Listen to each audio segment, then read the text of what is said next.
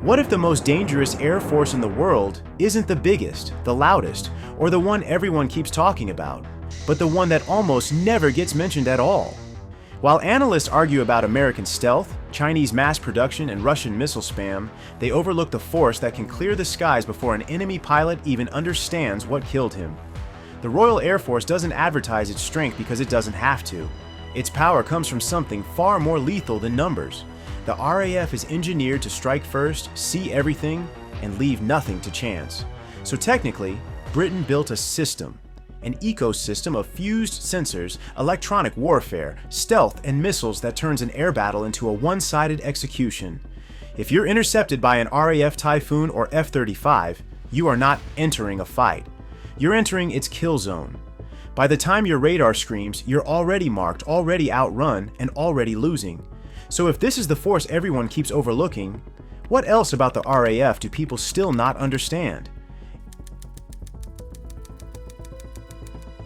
Air superiority doesn't start with the aircraft, it starts with who sees the fight first.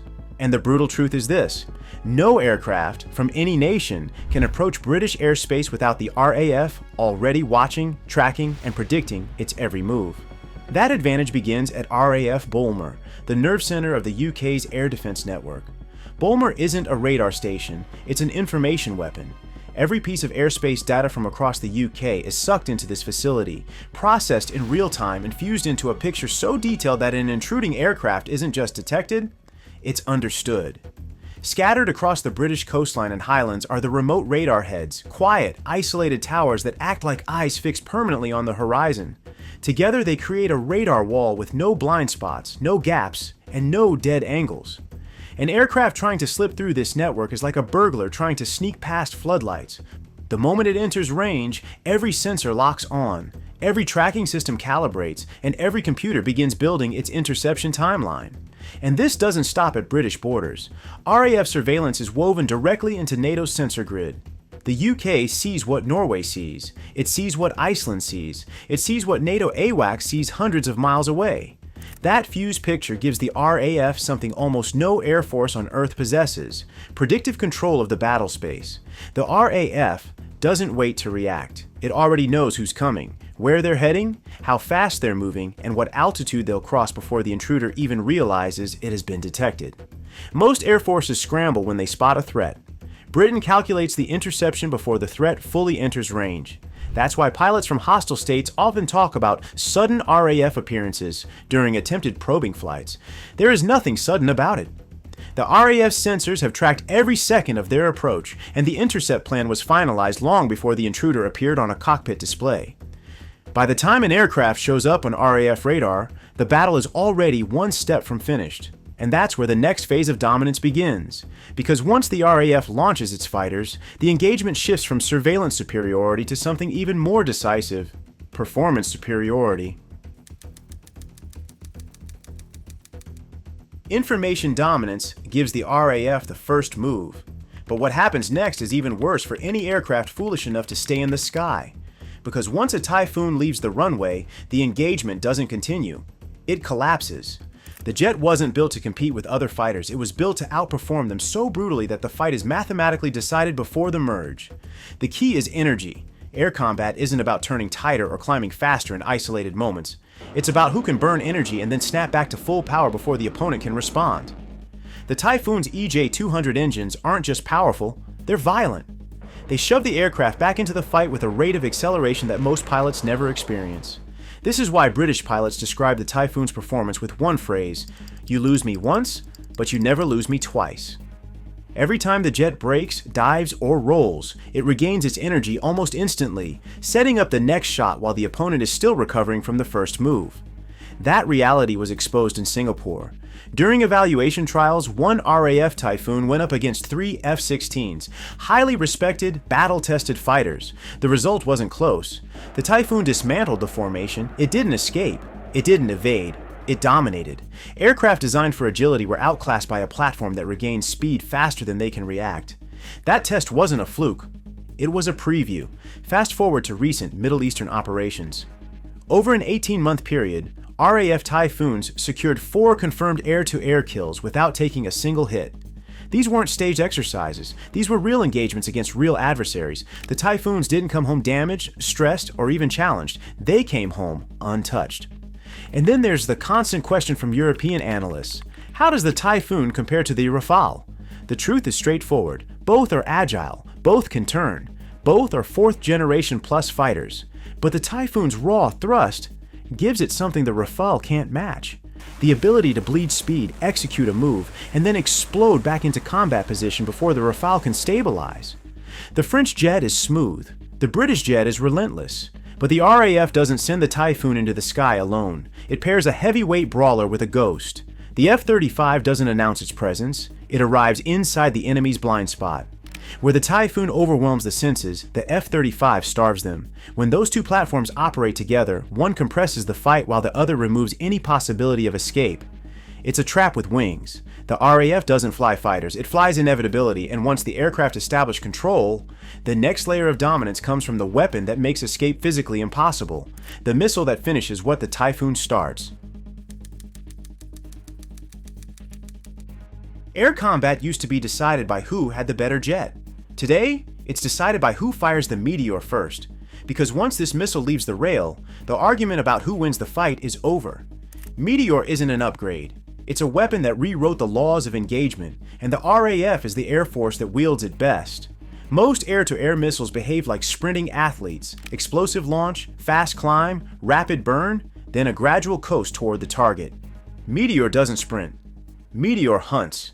Its ramjet propulsion doesn't just push it forward, it sustains power for the entire flight, allowing the missile to accelerate in the very moment traditional missiles begin to die. That single feature changes everything. Its range, 125 plus miles, is already brutal. But range isn't the real terror. Meteor's no escape zone is.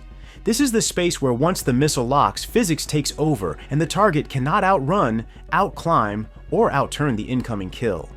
Meteor's no escape zone is several times larger than anything the United States fields today. Not the AMRAAM, not the AIM-260. Nothing in the American arsenal can match its sustained energy or terminal performance. For Russian and Chinese pilots, this is a nightmare with wings. Their entire air combat doctrine revolves around one idea: avoid the enemy's optimal shot, then disengage and reposition. Meteor removes that option. It doesn't lose speed at long distance. It doesn't give the target breathing room. Every second the enemy spends trying to run only gives Meteor more time to build energy and collapse the distance. You cannot outrun a missile whose engine is still burning. You cannot outmaneuver a missile that can adjust its profile at high speed. You cannot hide from a seeker that tracks you through evasive maneuvers. Meteor doesn't chase, it corners. And when the Typhoon or F-35 fires a weapon the enemy cannot escape, the engagements become absurdly one-sided. British pilots fire from ranges where the opponent cannot respond, cannot detect the launch early enough, and cannot execute a defensive break in time to matter. That's why RAF kills look effortless. They are. Most air forces use radar to see. The RAF uses radar to attack. The ECRS Mk2 isn't just a sensor.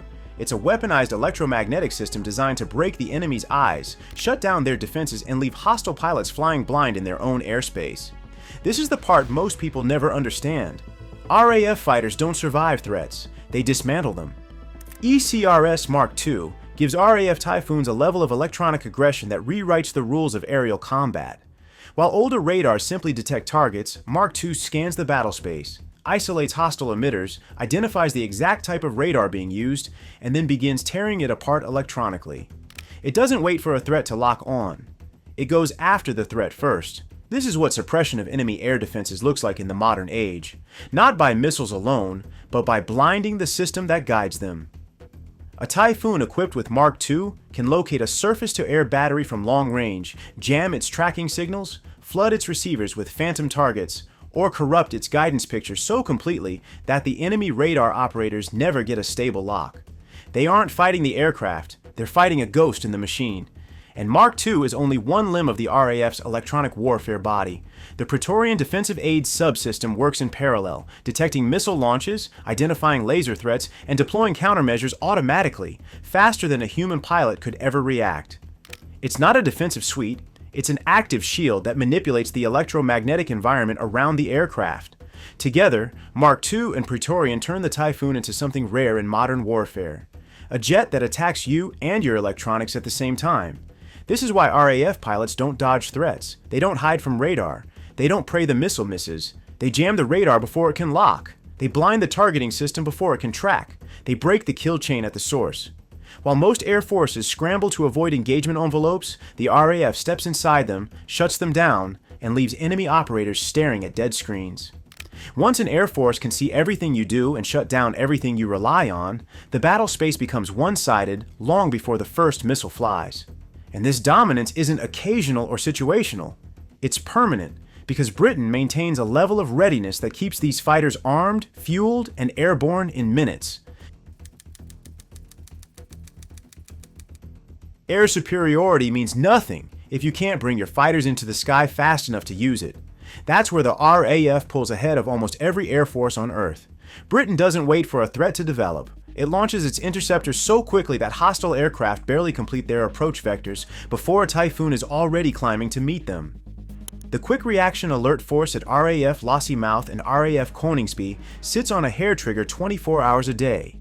These aren't jets sitting quietly in hangars. They are fueled, armed, manned, and ready to move the moment Boulmer gives the word. The RAF doesn't measure scramble time in minutes. It measures it in seconds. From the instant the alarm sounds, Typhoon fighters go from parked to airborne in under 150 seconds. Most air forces can't even get pilots strapped into their seats in that time. And once the wheels leave the runway, the acceleration is violent. The Typhoon is at Mach 1.5 in minutes, punching through the atmosphere and climbing past 30,000 feet faster than ground crews can clear the runway of exhaust heat. Within moments, it's climbing beyond 55,000 feet, a position that gives the RAF complete control over the engagement. Altitude dominance, speed dominance, and the ability to drop into or out of a fight at will. The speed of response creates a coverage radius that almost defies geography. From Coningsby, a Typhoon can intercept threats approaching the North Sea, the Channel, or even the central UK in a fraction of the time most nations require to activate their command chains. From Lossiemouth, the RAF can project a defensive wall deep into the Norwegian Sea and across the northern Arctic approaches. Any aircraft trying to probe British airspace discovers the same truth. The RAF doesn't wait for you, it meets you. And the pilots handling these interceptions aren't ordinary. They're trained to react instantly, execute flawlessly, and outthink opponents who, by the time they reach the interception point, are already behind the curve. Technology gives the RAF the tools, the pilots give it the edge, and this is where most countries lose the fight before it even starts. The RAF produces aircrew who train harder, integrate deeper, and operate at a mental tempo that foreign pilots simply cannot match. The backbone of this superiority is NATO's Tactical Leadership Program, the crucible where the best pilots in Europe are shaped into combat leaders. This isn't routine flight training. It's a battlefield simulation environment where RAF pilots fight against the sharpest tactics, the hardest scenarios, and the most ruthless instructors NATO can throw at them. Every sortie is a pressure test, every mistake is exploited, every weakness is eliminated. That's why the RAF doesn't just produce good pilots, it produces tacticians, people who can manage information, command a battle space, and coordinate multiple aircraft types inside a fight that changes by the second. They don't fly the Typhoon, they operate it, and the world has taken notice. The Indian Air Force, ranked among the top 3 globally in air power, has begun sending its own qualified instructors to the UK to train RAF pilots. Normally, nations send their pilots abroad to learn. India is sending instructors because the exchange improves both forces. That kind of partnership only happens when another major air power recognizes the RAF as a benchmark worth matching. The training complexity goes even further. RAF pilots now operate in advanced synthetic combat environments where they rehearse missions with F-35s, Typhoons, drones, and electronic warfare platforms in the same digital battle space. They fight against virtual SAM sites, contested electronic zones, and adaptive enemy tactics, the kind of scenarios impossible to replicate in live flight. These simulations sharpen instincts and decision-making at a level most air forces will not reach for another decade. And then there's the 4th and 5th generation integration, the crown jewel of RAF training. Very few nations teach pilots how to fuse the raw power of a Typhoon with the invisibility and information dominance of an F-35. RAF pilots train to fly them as a single organism.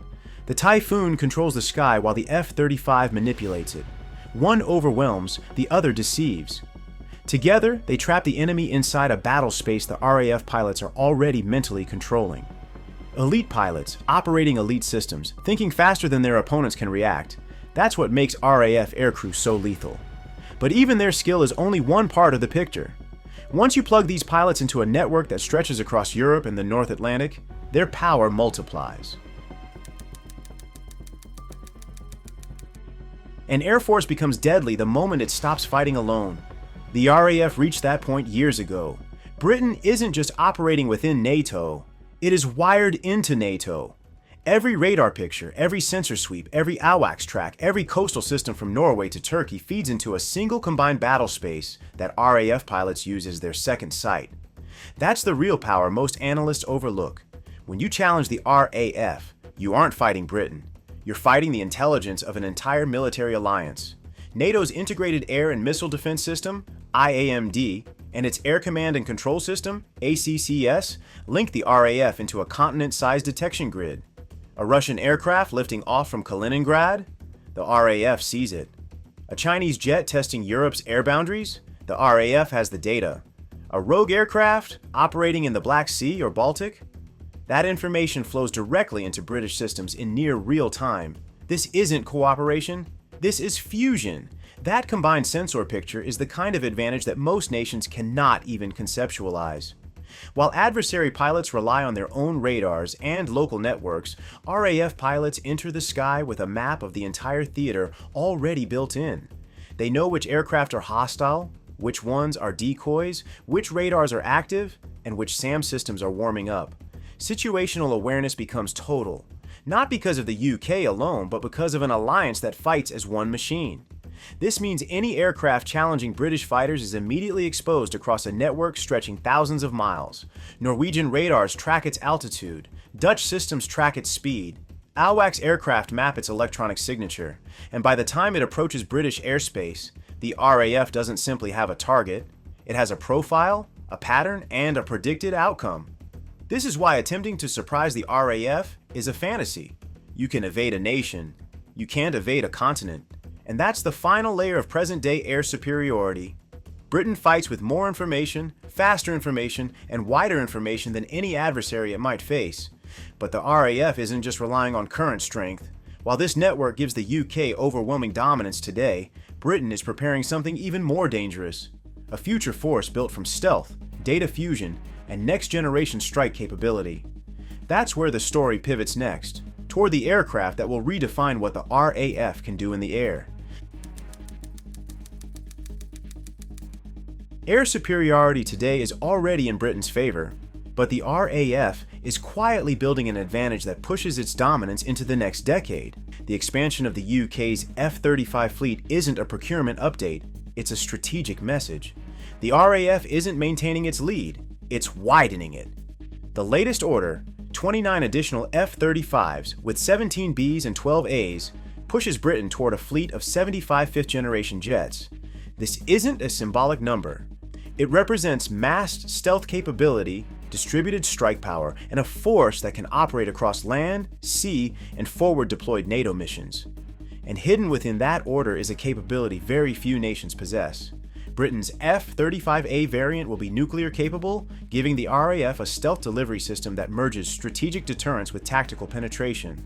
This shifts Britain from a reactor of threats to a generator of consequences. If the Typhoon dominates the open sky, the F-35 dominates the denied sky. The environment's filled with radar nets, long-range SAMs, and electronic warfare systems designed to keep enemy aircraft out. The F-35's advantage isn't speed or thrust, it's invisibility. It enters contested airspace without lighting up the map, strikes without warning, and leaves before hostile sensors even register the attack. But the RAF isn't just buying F-35s, it's designing a doctrine where the Typhoon and the F-35 operate as a single predator.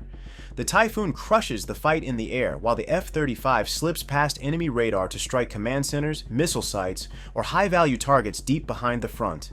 One overwhelms the surface picture, the other slips beneath it. Together they form a kill chain that no rival force can match, brute force paired with silent penetration. And here's what elevates Britain above the rest. Most nations that operate the F-35 use it as a standalone fighter. The RAF uses it as a battlefield architect. Its sensors feed entire formations, its data links command multi-platform strikes, its stealth opens the door for Typhoons to exploit. Britain doesn't fly the F-35 as a jet, it flies it as a network node, one that reshapes how the entire Air Force fights. With more F-35s entering service, this integration becomes deeper, faster, and more lethal. The RAF's dominance won't fade, it will intensify. And when you combine everything, the detection network, the Typhoon's performance, the Meteor missile, the electronic warfare suite, the pilot expertise, and the NATO sensor grid, one reality becomes unavoidable. Untouchable isn't a claim. It's the logical conclusion, but to close this out properly, all these layers must converge into a final understanding. The RAF's supremacy isn't built on one platform, one weapon, or one system. It's built on a structure designed to win the air before anyone else has a chance to contest it. The RAF's power isn't an accident, and it isn't luck. It's the result of a system built to see first, launch first, jam first, strike first, and finish the fight before the enemy understands what's happening. From the Typhoon's dominance to the Meteor's no-escape reality, from Europe's strongest radar network to fifth-generation stealth integration, Britain built an air force designed not to compete, but to stay untouchable. And when all these layers fuse into one machine, the question stops being whether the RAF can dominate the sky. The real question becomes, who would dare challenge it? If you found this analysis valuable, please consider subscribing to our channel for more deep dives into geopolitics. We would love to hear your thoughts. Drop your comments below and let us know what you think. Thank you for watching, and see you in the next video.